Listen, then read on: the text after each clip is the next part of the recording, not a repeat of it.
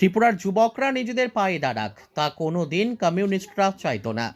তারা শুধু চাইতো পার্টি দাঁড়াক। বিজেপি ৭ রামনগর মণ্ডলের অন্তর্গত দক্ষিণ জয়নগর এলাকায় গ্রাম চলো অভিযানে অংশগ্রহণ করে এই কথা বলেন রাজ্যের প্রাক্তন মুখ্যমন্ত্রী তথা সাংসদ বিপ্লব কুমার দেব। গ্রাম চলো অভিযানের অঙ্গ হিসেবে সেখানে আয়োজিত সভায় বক্তব্য রাখতে গিয়ে সাংসদ বিপ্লব কুমার দেব আরও বলেন, প্রধানমন্ত্রী মহিলাদের সশক্তিকরণ করার চেষ্টা চালিয়ে যাচ্ছেন। নরেন্দ্র মোদীকে দুবার ভারতবর্ষের মানুষ প্রধানমন্ত্রী বানিয়েছেন। বিপ্লব কুমার দেব এদিন দৃঢ়তার সাথে বলেন, নরেন্দ্র মোদী তৃতীয়বারের মতো দেশের প্রধানমন্ত্রী হবেন। কারণ কমিউনিস্ট কোনদিন ত্রিপুরার নওজওয়ানরা উঠে দাঁড়াক সেটা চাইতো না, ত্রিপুরা সমাজ দাঁড়াক চাইতো না, সেটা চাইতো শুধু পার্টি দাঁড়াক। মানুষ দাঁড়াক চায় নরেন্দ্র ভাই মোদী, নওজওয়ান দাঁড়াক চায় নরেন্দ্র ভাই মোদী, মহিলা সশক্তিকরণ হোক চায় না, করে দেখিয়েছেন নরেন্দ্র ভাই মোদী।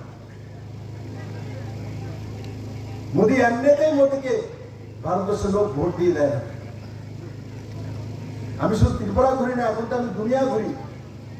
আমি তামিলনাড়ু গেলেও দেখি, কোয়েম্বাটোর গেলেও দেখি, চেন্নাইতে গেলেও দেখি, যে কোনো জায়গায় যাই মোদির একটা ফটো লাগানো থাকে।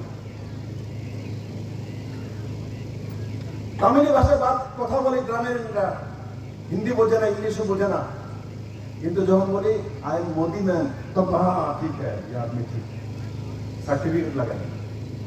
কোন গ্রামে গিয়ে ঢুকেন, ঢোকার পর যদি আপনাকে না চিনে আর আপনি যদি ভারতবর্ষের কোনো প্রান্তে কোনো ভাষা বোঝেন না, যদি বলেন যে আপনি মোদির লোক, আপনাকে গ্রাম ভারতবর্ষের মানুষ সম্মান করে। এটা হচ্ছে নরেন্দ্র ভাই। সাংসদ বিপ্লব কুমার দেব এই দিন দক্ষিণ জয়নগর এলাকার সাধারণ মানুষের সাথে কথা বলেন, তাদের সাথে মত বিনিময় করেন।